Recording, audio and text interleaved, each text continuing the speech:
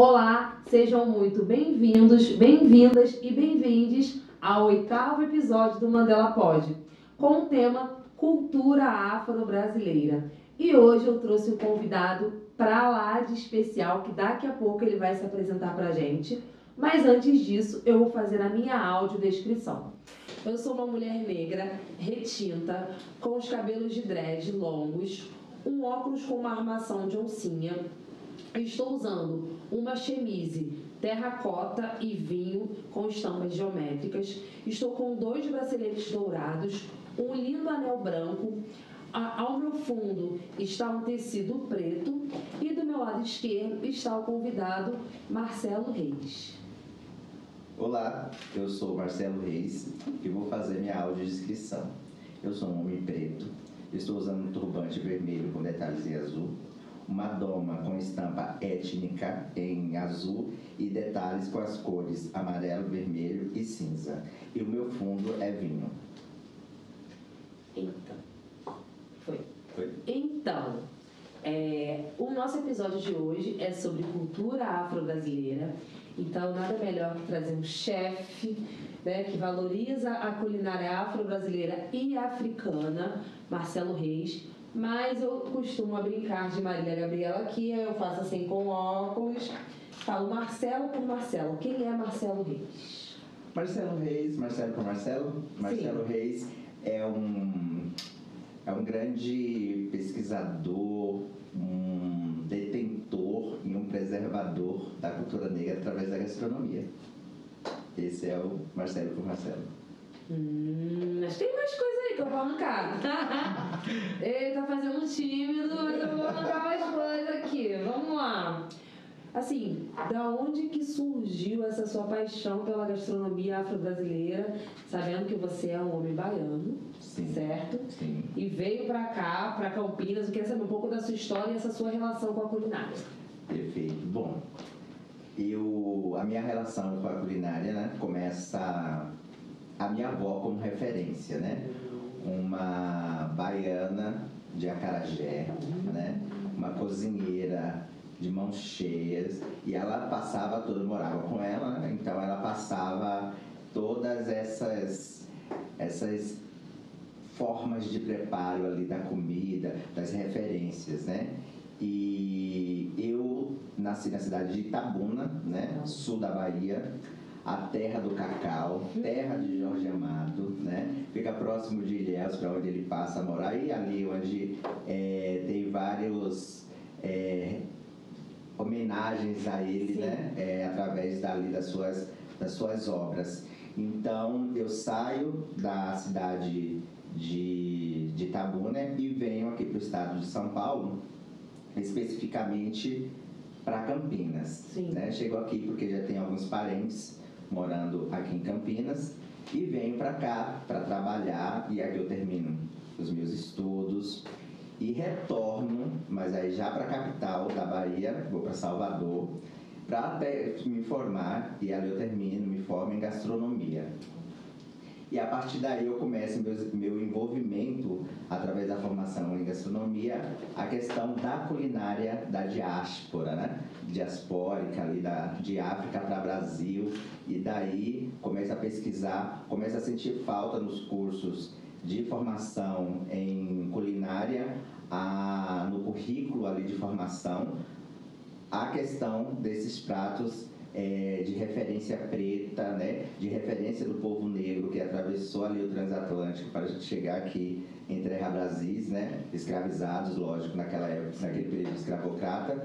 E a partir daí eu começo também a discutir com professores de gastronomia, outros chefes de cozinha, essa inserção da grade curricular da formação de novos cozinheiros, de novos chefes, a questão da gastronomia africana e afro-brasileira. Uau, então você faz um movimento dentro da gastronomia também, né, com os seus pares e inspirando também novos chefes a trazerem essa culinária. Isso, exatamente. Para que esses novos chefes, eles já se formem, né, sendo preto ou não preto, se formem também já sabendo a importância, né, que a gastronomia preta tem para formação também de novos cozinheiros, porque quando a gente fala da gastronomia preta, a gente está falando de vários fatores, a gente está falando de afetividade, de referência, de resistência, de resistência, né, também através da gastronomia. De memória. E de memória, né, da memória afetiva, né, ali que temos ali quando eu começo a falar da minha avó como referência de formação gastronômica, né? Então, a gastronomia, e quando a gente começa esse movimento da preservação e de que tem esse reconhecimento da cozinha preta dentro dessa área de formação, é um movimento também, ali um movimento preto também, que aí já é um movimento gastronômico, um movimento político através da gastronomia, né? Para se inserir nessa grade curricular de formação. Nossa, que bacana, né? Porque no episódio Samba e Educação, episódio anterior, nós estávamos conversando sobre essa questão das relações étnico-raciais estarem em todos os cursos de graduação, de graduação, em todos, né? Exato. E na gastronomia não deve ser diferente, né? Na gastronomia não, porque a gente tem, nessa área da gastronomia, a gente tem essa formação da ampla cozinha, né? Então a gente estuda a cozinha de vários países, e para você ver interessante com o qual falávamos antes, não se tratava da cozinha africana dentro desses cursos de formação, mas se falava de outros países, de Portugal, de França, de Itália e outros, mas nunca se falou da cozinha dos países de África, né? Então, é por isso que a gente começa a discutir essa importância da inserção na grade curricular. E aí, quando dentro da formação também vai se discutir a cozinha brasileira, eles colocam a gastronomia afro-brasileira ou afro-baiana, né, que a costuma usar também, como uma cozinha geral do Brasil, e não especificar, né, que o acarajé é uma transformação alimentar da culinária de África e se torna aqui uma culinária afro-brasileira, que é uma cozinha autorreferenciada, inclusive, né? Olha que interessante, né? Porque quando a gente fala de África, né, a gente aprende na escola que é uma coisa só. Né? A gente não aprende que são 54 países, a gente não aprende que lá tem ilhas, que lá tem até neve. Exato. A gente não aprende nada disso. E aí você vai para o curso de gastronomia, que faz uma misturada também, né, de afro-brasileiro com africano, e aí você começa a enveredar uma pesquisa mesmo, né? Você chegou aí com gente africano? Não. Infelizmente ainda não, mas já temos projetos para fazer essa pesquisa em campo mesmo, ali em alguns territórios ali de África, como a África do Sul, Angola, Moçambique, Tunísia e outros territórios ali, outros países de África, né? Eu sabia. Eu perguntei, mas eu não sabia. Eu sou meio sensitiva, tá? Pronto. Não sou Márcia sensitiva, não, mas sou Luísa sensitiva. Brincadeira da parte, tá desconto aí. É porque quando você traz... É porque o Marcelo, o chefe Marcelo, ele está nos alimentando nas gravações do Mandela Pod, né? E aí eu até brinquei com os convidados. Gente, eu tô indo pra comer, tô saindo do Rio de Janeiro pra Campinas. Não é pra gravar. Gravar é um detalhe. Mas a comida dele é algo que, assim, fica... Obrigado. Sabe? Então, é algo que é feito com carinho. Você vê que é porque a gente bota a mão no que a gente faz. Exatamente. Por isso que eu falo, quando eu não quero cozinhar... Isso. Meu marido já sabe, eu não faço, porque o arroz vai sair queimado, a carne vai sair salgada, a comida vai sair ruim, porque eu não estou a fim de fazer. Isso. Então a comida, ela é afeto, né? Isso. Ela é memória. E aí, quando você traz a comida, por exemplo, de Nelson Mandela, me tocou muito. Por que será? Por quê? Por quê, né? E aí eu queria que você falasse sobre isso, né? Sobre cada prato que você traz, você explica a origem, você faz uma pesquisa mesmo. Por isso que eu perguntei se você foi. Se não foi, passou da hora de ir, tem que ir mesmo e trazer mais coisa boa pra gente. E eu queria saber isso, né? Desse movimento de esse prato aqui é X, o nome dele é tal, a origem dele é tal, e os ingredientes que você traz. Fala um pouco mais sobre cada prato que você traz com essas diferenças. Vamos começar pelo bobochê, né, que eu trouxe aqui, que é um dos pratos preferido foi de Nelson Mandela, né? Uma referência ali na África do Sul, né? Enquanto um representante político e de movimento de resistência também. No campo de pesquisa da culinária, esse prato a gente descobrimos que foi, né, o prato preferido, né, de Mandela. E aí trouxemos, né, agora falando, trouxemos ali para Luísa Mandela esse prato em homenagem a ela.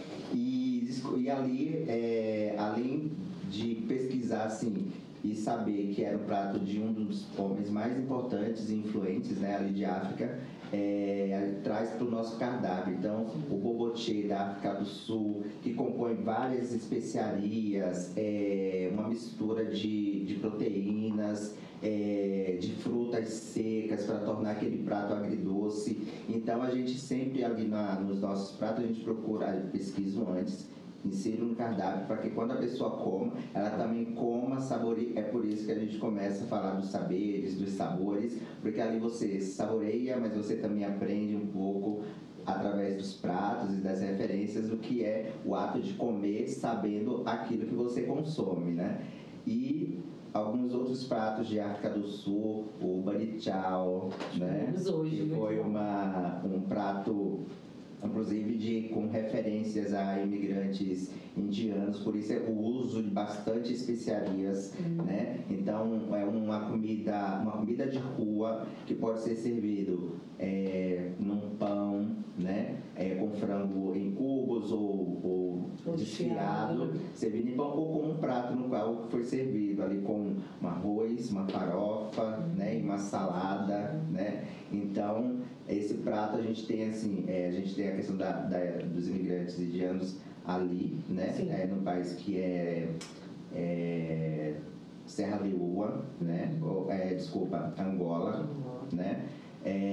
Depois a gente tem um outro prato que é arroz jollof, né? Que é de Cabo Verde, né? Também toda uma referência ali com a questão esportista, do esporte ali dessa região, dessas referências de cultura. E aí daí por aí vai, porque aí através desses pratos de África, com essa história, né, como eu disse antes, a questão da pesquisa antes de inserir no cardápio, para que também tenha a história desses pratos. Aí a gente passa também quando compõe o cardápio afro-brasileiro, né? Então, e outros pratos ali da cozinha afro-brasileira, ou a cozinha de azeite, ou a cozinha afro-baiana, né? A gente pode usar esses três termos aí. Então, quando a gente fala do acarajé, né? A gente tem essa referência das mulheres, né? Das matriarcas, né? Das baianas de tabuleiro, das baianas hoje conhecidas como as baianas de acarajé, né? Das primeiras mulheres empreendedoras pretas existentes aqui nessa terra. Então, olha o quanto o acarajé nos traz, né? E essas mulheres fundam um determinado espaço como associação, torna esse prato, que é o acarajé afro-brasileiro, porque antes era só o acará, quando vem da Nigéria, né? Então, aí elas fundam essa associação e torna esse prato acarajé como tombado, como patrimônio cultural, né? Depois vem o processo do ofício da baiana, né? A regularização do ofício. Então, olha o quanto um prato, né, com nossas referências ali, pode ser importante e no processo cultural, inclusive de formação social, de direitos, de garantia de direitos, né? Então, é por isso que o cardápio dos Saberes e Sabores perpassa por esses saberes também. Gente, olha, acarajé, eu sou muito chata pra comer, tá? Muito chata. Então, assim, no Rio, eu não como acarajé. Isso. Eu só como em Salvador. Eu aprendi a comer acarajé em Salvador. Foi assim, um dia nós estávamos na praia de Itapuã, passando uma tarde de Itapuã. Eu amo. Daqui a pouco vi uma baiana com bolinhos de acarajé, só o bolinho. Que é o acará. Esse é o acará. Esse é o acará. Até aguei, ó, só te falar. Aí ela passou com os bolinhos. Aí ela, bolinho de acarajé. Eles chamam de bolinho de acarajé, né? Falei, vou experimentar, porque no Rio não como. Na praia de Itapuã, eu comi os 10 que tinham lá sozinha. Isso aqui é muito gostoso, isso aqui é muito gostoso, isso aqui é muito gostoso. Isso que é acarajé. Não, e eu não gostava, eu falava pra você, ai, acarajé é eca. Isso aqui é muito gostoso. Fui comendo. Aí, falei, agora eu quero o acarajé mesmo, o completo, né? Com aquela... Vatapá. Aquele vatapá, Caruru. Caruru, muito gostoso. Mas eu só como em Salvador, dá licença. Olha aí. E com você? E vai comer aqui. Eu estou com desejo de comer acarajé, Vai atender ela, lógico. Mas é porque você é baiana, deve ser isso. Deve ser. Tem que ter relação com a Bahia. E aí, também como você, tem que ter a relação com quem faz ali, né? Olha, tem que ter a relação com a Bahia. E aí, dentro disso, do acarajé, falando da banda, né, Luísa? Eu fui aceito, né? Fui ali, me tornei uma pessoa ali reconhecida ali dentro da associação, que hoje é a Associação das Baianas e Baianos de Acarajé, Comidas e Receptíveis, né? Então, isso me orgulha muito quando essas mulheres ali também me acolhem, me reconhecem também como detentor e guardião desse ofício que é preparar o acarajé, né? Então eu fico assim muito orgulhoso e muito gratificado, né, assim, pela essa aceitação delas. E tem um segredo ali, não tem? Acarajé tem segredo. Não sei se você vai contar, porque mais tem. O acarajé, assim, o acarajé ele é místico, né? Ele tem todo um segredo, como você falou. E aí, assim, só para dar uma curiosidade no público, assim, para tentar saber os segredos, né? Eu sou curiosa. Você pega, como você falou, você comeu ali o bolinho. Então, quando o bolinho vem de África, lá da Nigéria, era conhecido como acará. Sim. E era consumido, era um bolinho feito de feijão fradinho, temperado com cebola, frito no azeite de dendê. E era consumido dessa forma, com pimenta, né? Então, era o acará. Quando chega aqui no Brasil, com esse processo da transformação da cultura que os escravizados trouxe na sua memória, né? Aqui vai se adaptando, vai se formando e tal, onde se forma o acarajé. E o acarajé mantém a forma de preparo do acará, né? Mas é adicionado o jé, né? Então, acará é comer e jé, bola de fogo. Então, o acarajé, na língua iorubá, ele significa comer bola de fogo, né? Então, pelo formato do bolinho ali que sai como aquela coloração, né? Como se estivesse em chamas, né? Então, o acarajé também perpassa pela cozinha do axé, né? Sim. Pela cozinha sagrada. Então a gente chama o acarajé, ele é uma comida de rua, mas ele é do sagrado e do profano. Né? Então são mulheres de Ançã, né, que prepara aí o histórico das baianas e as vendas das mulheres de tabuleiro, de vender o acarajé também para compor não só a renda familiar e sustentar ela e os filhos, mas também para que pagasse ali a questão da feitura religiosa dela, né? Com o orixá em Ançã. Então tem tudo isso. Aí você vê em Ançã, dos raios, mulher quente, da tempestade, né? E o acarajé também é servido para Xangô, um deus dos raios, do fogo. Então você já vê as referências do acarajé quando vem ali comer bola de fogo, se referencia também a esses dois deuses mais quentes existentes no panteão africano, né? Sim, então, sim. Tem todos esses segredos, ó, já contei alguns. Já contou, não sabia que era pra Xangô também, pra Ançã, pra Ançã. E Xangô também. Olha, que interessante. Então é isso. E Ançã, e aí um dos contos é que Ançã também, ela passa a ser, o acarajé passa a ser de Xangô, porque Ançã, ela serve o acarajé para que também ela tivesse o mesmo poder que era do fogo de Xangô. Né? Então ela serve, ela passa o que era dela também para adquirir o que era dele. Então ela consegue o poder do fogo, já tinha, né? E mantém até o poder dos raios, da tempestade, do balançar do vento, né? Então tem tudo isso. Olha quanta história o acarajé tem. Mitologia, isso é mitologia africana.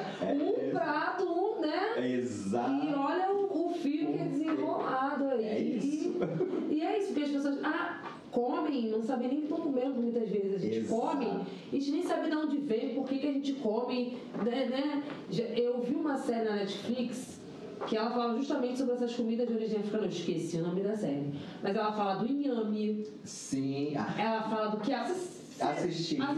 Eu esqueci o nome. É uma. Eu também não vou lembrar, mas é um chefe de cozinha, né? Sim. Que faz. Ele mora ali nos Estados Unidos e depois faz todo o roteiro de África ali, visitando vários lugares, várias referências da comida africana, né? Isso. Eu também não vou lembrar também, mas é sua e vale a pena assistir, viu? Vale a pena. A gente não sabe não, mas vale a pena. A gente não sabe não, mas vale a pena assistir. Pesquisem lá na Netflix, comida africana, saberes, de alguma coisa de volta pela África, uma volta pela África, se coisa assim. Mas é isso, mas pesquisem lá sobre e vocês vão achar. E falar em pesquisa, e assim, eu sei que você não vai falar toda a sua fonte, mas assim, quais algumas fontes assim que você pesquisa? São livros? Você vai à biblioteca? Como é que é feito? Na internet também, que facilita muito, né? Sim. Como é que você faz essa pesquisa? Por exemplo, você pensa num prato, você antes pesquisa para depois colocar no seu restaurante. Eu queria que você também falasse sobre o seu restaurante Rainha Nzinga aqui em Campinas. Me fala como funciona esse processo, que também é criativo, né? Sim. Não é só um processo de fazer a comida, mas é um processo de pesquisa, criativo, político, né? História, político, social, enfim. Conte-me mais. Mesmo. Então, cada prato, ele já perpassa por cada leitura. Então, aguça muito o interesse quando eu começo a ler determinados livros e que me referencia ali e falo, nossa, então olha, tá aqui. E fala de uma comida, então eu falo, olha, aqui, esse prato, vou pesquisar agora mais sobre esse prato para adicionar. Então, as minhas fontes de pesquisas, ele vem assim eu vou citar aqui né, que é o Raul Lodge, né, que é um grande pesquisador da área, um antropólogo que fala muito sobre a gastronomia. Então ele fala sobre cada ingredientes ali da culinária. Então ele fala do azeite, ele tem livro falando do azeite, ele tem um livro falando do acarajé, ele tem livro falando das especiarias, ele tem falando do coco, falando de várias referências de ingredientes africanos, do iame. Aí depois ele tem outro chamado A Cozinha Baiana, né? Então, um dos principais referenciais, assim, de leitura, né, e de pesquisa é o Raul Lodge, que é maravilhoso. Então, quem não conhece, deve passar a conhecer. E também eu utilizo as pesquisas das que vieram antes. Então, quando eu falo também das cozinhas, as minhas referências são mulheres mesmo que vêm antes, né? Então, minhas referências de pesquisa, eu vou pesquisar sobre a cozinha que elas tinham. Então, eu pesquiso muito Maria de São Pedro, né, que foi uma das principais cozinheiras baianas, assim, reconhecidas e tal. Hoje ainda existe o restaurante dela em Salvador, no Mercado Modelo, né? A Tia Seata também é uma das duas mulheres, assim, que eu tenho referência de pesquisa para saber sobre a cozinha delas, né? Então, Tia Seata é baiana, sai da Bahia, né? E vai para o Rio de Janeiro. Sim. E ali tem todo o processo de construção, quando ela acaba acolhendo vários sambistas, vários músicos, que é onde surge ali o tratamento das tias, né? Então, quando a gente fala de tia Surica, quando a gente fala das feijoadas dentro da quadra ali das escolas de samba, tudo se referencia a Tia Seata, né, através da gastronomia, como fazer a feijoada, como fazer outros pratos, encontros culturais, né? Então, esses são alguns pontos ali que eu me referencio para saber um pouco mais da gastronomia, tanto africana quanto afro-brasileira. E a própria ala das baianas, né? Isso. Também foi referência a ela e as outras tias baianas que vieram, né? Nessa diáspora baiana, né? Da Bahia para o Rio de Janeiro, então, né? Essa travessia ali, né? Então, é a partir daí. E aí, essa pesquisa, já lia bastante. Sim. E aí, eu escrevi um projeto que chamou Saber, e a gente tem até hoje ainda, a gente executa várias atividades através desse projeto, que é o Saberes e Sabores, preservação da cultura negra através da gastronomia. Uau. Então, a gente começou em 2005, mais ou menos, né? Premiado ali num edital, e começamos a trabalhar essa gastronomia. Primeiro, a gente começou a pesquisar dentro dos terreiros, né, das religiões de matriz africana, porque onde tinha tem uma cozinha, né, referencial ali para a gente começar a base das nossas pesquisas, né? E aí começamos a ampliar, inclusive para a formação, começamos a dar curso de formação sobre a gastronomia afro-brasileira, através do projeto Saberes e Sabores. Então, e também começamos a participar de vários encontros, feiras, festivais, né? E a partir do projeto Saberes e Sabores, a gente passou por 3 locais na cidade de Campinas. Passamos pela Vila Industrial, ficamos no espaço 5 anos, depois ficamos em frente, no centro da cidade, em frente à prefeitura, né? num lugar de fácil acesso, um período. Aí veio a pandemia, fechamos, né? E só que aí eu falei, fechamos o espaço, mas vamos continuar com essa questão de levar e não deixar se esquecer ali que tinha um espaço e se acabou na pandemia. Não, vamos manter isso agora online, sim, de forma online. Então aí criamos uma atividade chamada Comida, Canta e Conversa. Oi, né? Então, onde eu cozinhava, os convidados participavam das suas câmeras, mas eu preparava um prato, enviava para eles, e no programa eu ia cozinhando esse prato. Então, tinha um convidado que ia tratar de um livro, de suas pesquisas, e tinha o músico, que depois ia falar sobre as suas obras e apresentava uma canção e por aí vai até final. Então é por isso que passava a ser Comida, Canta e Conversa. E depois de eu concluir a nossa receita ali de cada episódio, eles, como já tinham recebido, a gente fazia a degustação juntos do prato. então a gente perpassa por isso. No término da pandemia, começamos já a também pesquisar assim, a gente precisa abrir um espaço onde podemos atender os nossos clientes, os nossos amigos, com um cardápio mesmo, onde ele possa encontrar não só em feiras, não só em festivais, onde pode encontrar, né, esses pratos que a gente trabalha, mas vamos pesquisar, né, eu e o meu excelentíssimo vamos pesquisar e tal. E aí nos deparamos com Rainha Nzinga, né? E aí fomos estudar mais sobre quem foi Rainha Nzinga, né? O histórico dessa mulher. Sim. Né? E aí falamos, né? Não, o próximo espaço que vamos abrir aí após a pandemia vai se chamar Rainha Nzinga. E aí abrimos esse espaço onde é Rainha Nzinga Cultura e Arte. Então, ali dentro do nosso espaço, a gente trabalha a gastronomia, mas também trabalhamos em empreendedorismo, né? O empreendedorismo negro. Então, tem uma atividade que a gente faz uma vez por mês que chama Bazar Quequerê, onde a gente convida expositores para dentro do nosso espaço. E ali a gente abre o espaço de exposição para esses empreendedores. A gente convida artistas, né, e músicos para sua apresentação dentro do espaço, e ali também a gente abre o espaço, que é a minha cozinha, para eles irem consumindo essa comida, né? Então, dentro do Rainha Nzinga tem essa possibilidade de criação.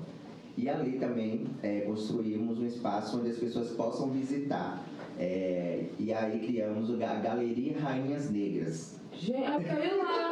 Quando que eu posso ir lá? Eu tô Só marcar. Vamos marcar para você visitar. Apesar que desse aquela correria toda, né? Pense como que está, né?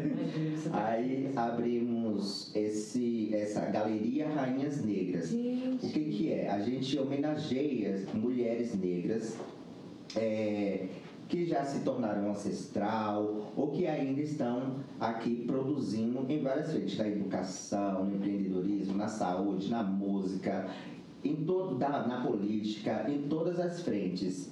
E daí a gente recebe essas homenageadas, geralmente 3 homenageadas por edição. A gente fixa um quadro com o histórico dessa homenageada, né? Então passa a ser um espaço também de visitação para quem não conhece. Então eu posso citar algumas homenageadas, né? Então ali tem a Edna Lourenço, que é comendadora, né? Comendadora Edna Lourenço, né? Recebeu ali a comenda. Uma das mulheres que organiza, inclusive, esse mês, uma premiação que faz a premiação de pessoas que tiveram o reconhecimento durante o ano. Então, é um prêmio chamado Força da Raça, aqui em Campinas. Foi uma parlamentar, né? É ativa, né? Aqui a gente temos também na galeria a professora Débora Jeffrey, né? Que é uma das primeiras mulheres pretas a assumir a diretoria da Faculdade de Educação dentro da Universidade Unicamp, né? Que está dentro também da galeria. Tem Mãe Corajaci, né? Que é uma mãe de santo da cidade e da região, que é uma das percussoras da criação da lavagem da escadaria da Catedral Metropolitana de Campinas, né? Que compõe ali uma agenda cultural já fixa, né, no nosso município. Tem uma cantora maravilhosa, Marília Correia, né, que é uma das principais artistas aqui da cidade de Campinas, como ela sempre fala, né, uma mulher preta, sapatona, que foi formada musicalmente, teve uma formação dentro de uma entidade super importante, que é a Casa de Cultura Tainã, né? Ela foi formada dentro dessa entidade na questão da percussão, da música, né? E por aí vai. Ter minha mãe de santo também, né? Dona Oiace, que é de Araras, daqui de Campinas Memorial, mas é uma mulher negra, mãe de santo, né? Que está dentro de um assentamento, né? E ali construiu o terreiro e também onde é chamado Quilombo Anastácia, né? Ali onde se mantém. Então, essa é algumas das mulheres que compõem a Galeria Rainhas Negras. Assim, não é só um restaurante, né? É um espaço formativo. É um espaço formativo também. Você não só come, você fica mais inteligente. Olha que legal. Você come, você é alimentado, eu adoro essas coisas. É isso, essa é a... Eu gosto de pessoas inteligentes, eu tenho isso, sabe? E assim, só o nome do restaurante é uma aula. Isso, quando você vai saber o histórico de quem foi, né? Rainha Nzinga, você já aprende, né? E geralmente nas apresentações eu falo, vou falar aqui resumidamente quem foi Rainha Nzinga, porque o histórico, né? A história dela é muito longa, né? Quando ela assume ali o reino de Nidongo, depois de vários processos ali, né? Porque antes ela já é formada, o pai deixa ela bem formada na guerra, né? Como saber falar, como ser que tratou toda essa questão ali de diplomática, né? Ela é diplomata, né? Ela que cuidou dessa questão das discussões da diplomacia ali com os portugueses, depois vem França e tal. E a partir desse todo o processo ela assume o reinado de Nidongo, também assume o reinado de Matamba e hoje é o que a gente conhece, que é Angola, né? Sim. E aí já a junção desses dois, hoje é aí o país de Angola. Então, olha, isso é só o resumo do resumo do resumo. resumo, porque eu estudei a história dela, me apropriei, porque era uma história... Essas histórias me trazem muita curiosidade, porque na escola a gente não aprendeu, né? Então a gente precisa sair da escola para conhecer essas rainhas negras maravilhosas. Então eu fui pesquisar a história de Nzinga e fiquei impressionada, assim, com a habilidade dela, com a diplomacia dela, com a oratória, né? Para negociar ali com os europeus, os portugueses, com os franceses depois, né? E que ela consegue evitar a invasão no reinado de Nilongo e consegue evitar a invasão do reinado de Matamba por um bom tempo, né? Acho que não sei, 3 séculos, 4 séculos, né? Por aí. Exato. Ela consegue evitar na diplomacia, né? E eles ali tentando reduzi-la, né? Por conta da cor da pele. E ela nunca se permitiu. E ela nunca baixou a cabeça. Né? Quando ela fala que ela não precisa da cadeira, precisa por isso, porque ela leva o seu próprio assento, porque a tratativa tem que ser da mesma altura, no olho, né? Então só daí você já sabe como que era a tratativa, a diplomacia, né? Quando as irmãs são sequestradas, como sequestradas e como ela trata essa devolução das irmãs, quando ela se abre mão, né, entre aspas, da religião para ser batizada para uma questão do bem maior da terra, é toda essa... Então, a Rainha Nzinga como eu comecei a falar antes, a Rainha Nzinga é história, resistência, memória, resistência, guardiã de uma força, né, da mulher, do matriarcal ali, né, do cuidado. Então, a Rainha Nzinga tem tudo isso. E tem tudo a ver com o teu restaurante, E tem tudo a ver com o restaurante. Agora, você também vai a escolas, né? Sim. Fala um pouco. Começou há 2 anos atrás, eu comecei a ter convites, né, para dar... Começou com as oficinas para as crianças, oficinas, né, para alguns alunos já adultos, né, e tal. E depois eu comecei a receber convites, as pessoas viam, porque eu tratava, não era só a oficina, né, eu falava todo esse processo histórico daquilo que eu estava preparando e um pouco mais. E aí o pessoal da orientadoras pedagógicas e tal, enfim, começaram a me convidar para a oficina de formação dos próprios gestores da escola. Né? Então, hoje eu comecei a dar formação para diretores, para os monitores, para os professores dentro das escolas, tanto da rede municipal quanto da rede do estado, né? Quanto em escolas particulares, inclusive dentro das escolas de formação de gastronomia, trazendo essa questão da culinária africana e afro-brasileira para dentro da grade curricular. Então, hoje eu faço parte ali vou para dentro das escolas também da formação, né? Então tem sido muito importante, né? E tem sido abriu uma amplitude muito grande de convites, né, para ir para universidades e por aí vai. Então para você ver que a gastronomia vai trazendo, né, várias coisas.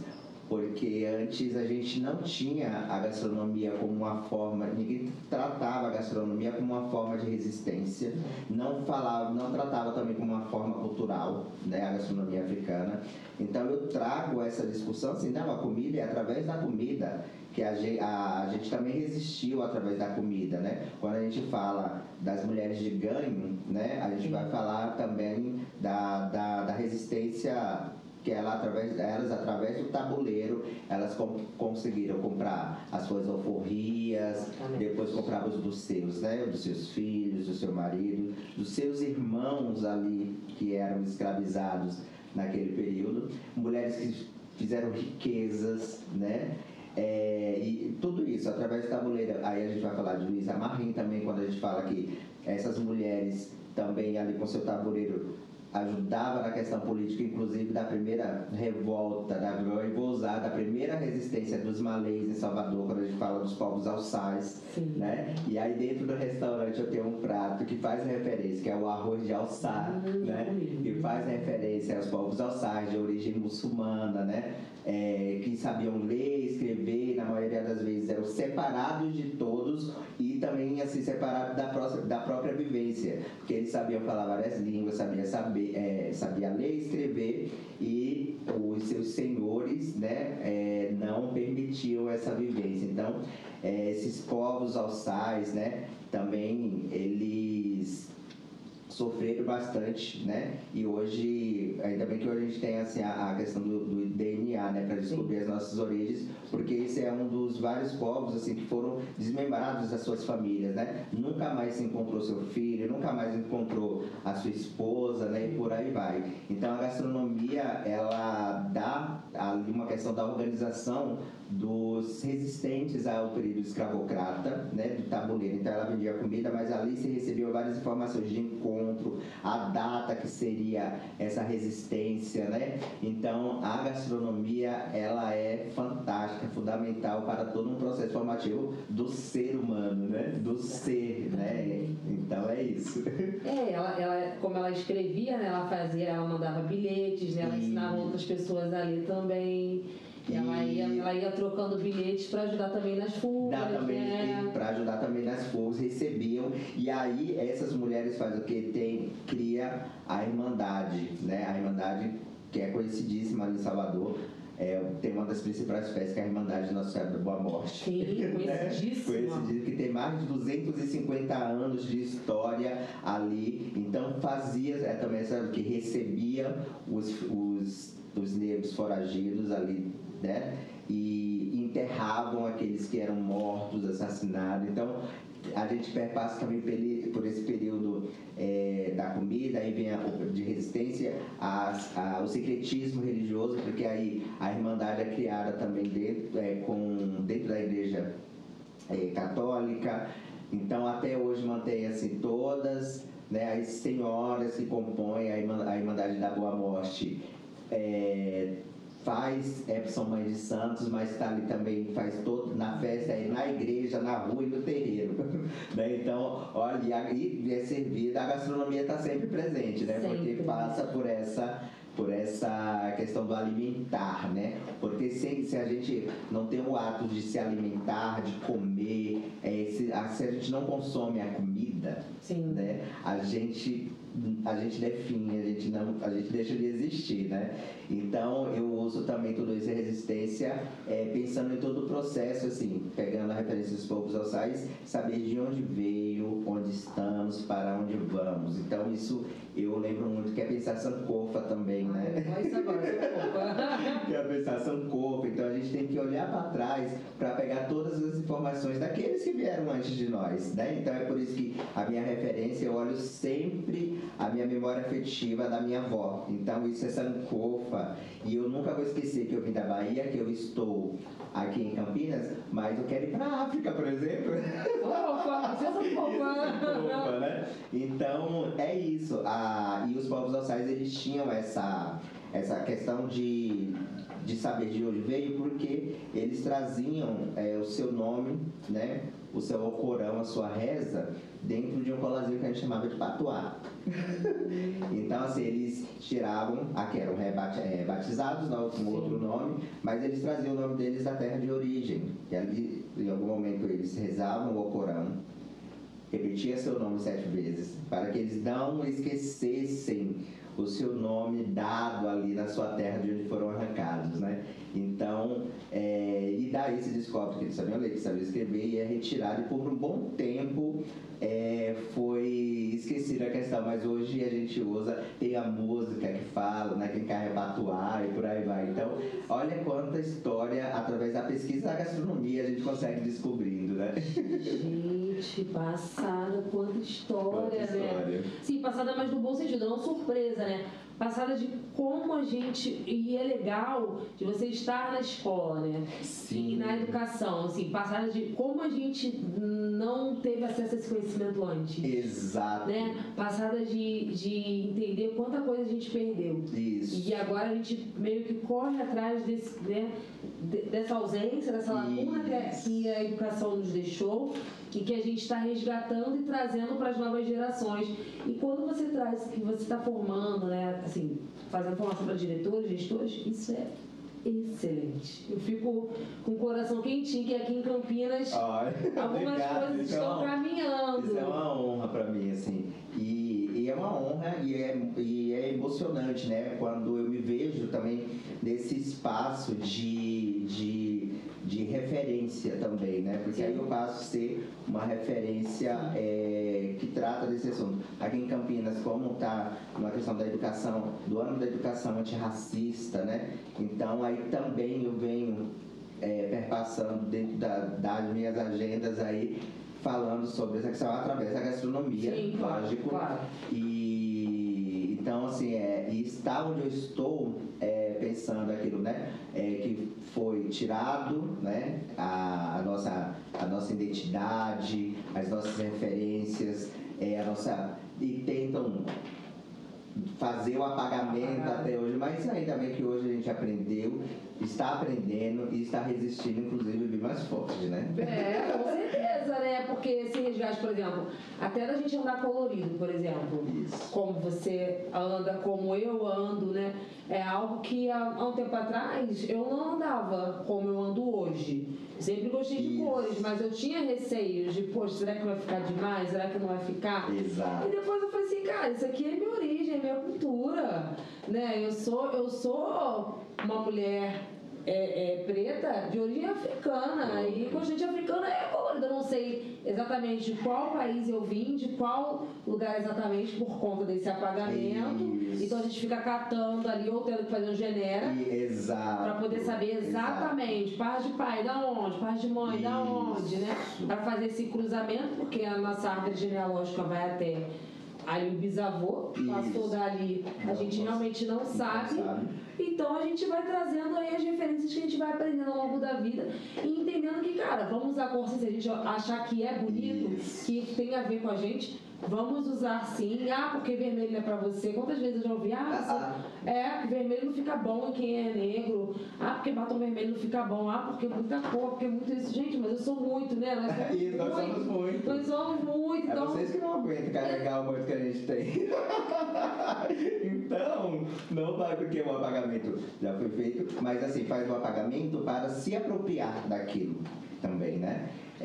Então, assim, para mim, quando eu me reconheço como uma pessoa preta, isso é muito importante. A gente deve passar por essa autodeclaração, esse reconhecimento, porque lá também eu não me identificava, não sabia o que era essa questão do tratar a cor da pele, sabe? Sim. E depois eu já começo a falar, não, e aí quando, exatamente, eu sei que eu sou uma pessoa preta, uma pessoa LGBT, sabe? Um chefe de cozinha que está aí, o chefe de cozinha que eu ouvi de uma pessoa, se não fosse você, quem estaria? Então deve estar onde deve estar, né? Então, ser um chefe premiado, reconhecido, tanto aqui na cidade de Campinas, na cidade de São Paulo, no estado de São Paulo, em outros estados, né? Então é isso. Então trazendo a nossa cultura mesmo. Então sou eu no momento, né? Informando para que futuramente tenha outros. Isso aí, porque sozinho também a gente fica cansado. Exatamente. Porque assim, é legal ser referência, mas a gente quer mais gente, né? Nós somos 56%, Pronto. Tem que ter um Marcelo. Não, tem que ter vários. Você não tá cansado, não? Quantas escolas você vai? Quanto que você roda? Tem que ter mais, porque a gente, aquela coisa, abre caminhos, né, para que outros possam vir tratando novo, pesquisando novo, mas com referências daqueles que construíram todo o alicerce ali da escada. Exatamente. E aí, voltando ao Sankofa, porque aí a gente vai entender que tem pessoas que ouvem que não sabem o que é. Né? Aí vamos só explicar um pouco o que é, né? O Sankofa, que é um símbolo adinca, né, dos povos Akan, né, que fica na região ali do Togo, Costa do Marfim. Isso. Gana também, né? África, norte da África, né? E aí são símbolos Adinkra, O Sankofa é um símbolo dinka, que ele é representado por um pássaro, né? E ele significa volte e pegue. Volte e pegue. Né? Assim, mais literalmente falando. Mas ele também tem a sua herança, foi até questão do Enem, ele também tem a sua herança em muitas janelas, muitas portas, que é aquela voltinha que eu não sei desenhar, mas é uma voltinha que vai fazendo assim, né? Hoje eu já reconheço o Sankofa. É isso mesmo, não é? Mais ou menos, é quase, mas é isso, né? Isso assim, ó. Vai fazer tipo um coração, né? Enfim. E aí mostra que essa herança africana, ela é permanente aqui no Brasil, apesar desse apagamento que você bem trouxe, né? Os povos que vieram para cá escravizados, sequestrados, por mais que tivessem feito um movimento de apagamento de memória, eles deixaram a herança aqui. Sankofa é um dos símbolos da Dinka, tem mais de 90, quase 100 símbolos da Dinka, com significados, que é algo que a gente pode levar para a educação, né? Sim. Os símbolos, o significado, pesquisar sobre, porque é uma herança, né? É uma da cultura africana, mas que a gente pode trazer, né, para a nossa educação brasileira.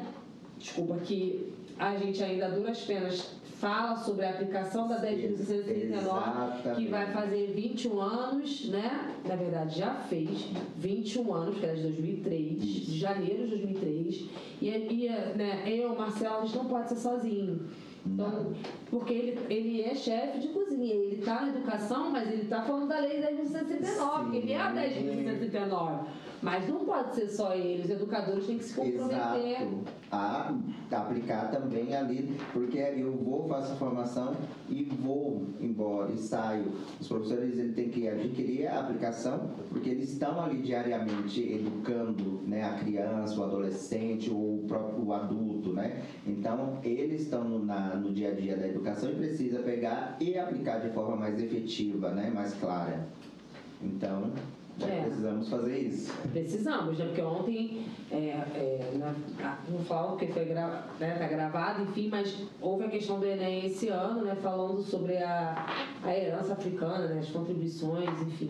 E aí, se a educação ela ainda não se comprometeu totalmente com a aplicabilidade da 10.639, há grandes chances de muitas redações não terem a sua aprovação. Aí vai depender de uma banca. Isso, aí precisa, exatamente. Que banca que está avaliando, mas assim, é pra gente pensar que a educação que a gente tem e que a educação que a gente quer, para ter o Marcelo, para ter a Luísa se desdobrando, né? Os dois se desdobram, vão às escolas, vão à universidade, dão palestras, vão anunciando para lá e para cá, só que a lei é para ser aplicada por todos, né? Por todos, exatamente. Então é complicado a gente ver, né? A gente vê claramente que não é aplicado e também não tem nenhuma exigência para que seja de fato aplicada. É uma lei federal, né, mas ninguém vai lá para falar, e aí, quais são as... Não faz. É por isso que não é aplicada de fato, né? Porque ninguém fiscaliza. E o nosso país é um país racista e que não acredita, na verdade, que essa lei deva ser aplicada, porque confunde com religião. Se você vai falar de mitologia urubá, você está trazendo um demônio para a sala de aula, né? Tivemos episódio com o Babalorixá Cisne Nogueira, e que ele traz isso, que a laicidade é um mito. Isso. A laicidade não existe, né? Exato. E aí você chega lá e fala, vem falar de macumba. Mal sabem que macumba é o quê? Um instrumento, né? Um instrumento ali de percussão, né? Que confunde, inclusive, né? Como se fosse uma coisa boa. Não, é um instrumento muito bonito, que tira som muito bonito, né? Então, confunde. E aí, assim, é a gente que tá... né? Não sabe identificar as coisas, demoniza muito da história, né? Quando você fala da mitologia, tudo é demonizado também por alguns, né? Então isso é muito complicado. É muito desafiador, né? A gente segue porque a gente acredita na mudança, nem que seja num trabalho de formiguinha, assim, isso, né? Eu queria te agradecer, que a gente já está caminhando pro final. Ai, que pena. Mas foi uma honra. Passou rápido. rápido, né? Passou rápido. Foi uma honra trocar com você, aprender com você, porque eu aprendo a cada prato que eu como aqui. Obrigado, Luiz. Tá? Eu não conhecia mesmo alguns, eu não conhecia até porque a gente não sabe tudo. E a importância dessa gastronomia aí, né? Afro-referenciada, para que nós possamos não só nos deliciarmos com a comida incrível e tal, mas pra gente aprender. Porque não basta só, tem arroz, feijão, tá, mas qual é a origem disso Isso. aqui? E aí você se torna um pesquisador a partir do momento também que você come, não só você que realiza a pesquisa e traz pra gente, mas a gente também sente vontade de pesquisar mais. Então, te agradecer imensamente. E tem lembrancinha. Pra você, pela essa participação no Mandela pode abrir. Espero que você goste. E gostaria também de agradecer, fazer a participação aqui nesse programa, porque você é uma mulher preta que tem total referência. Obrigada. Todos os assuntos que. Pronto.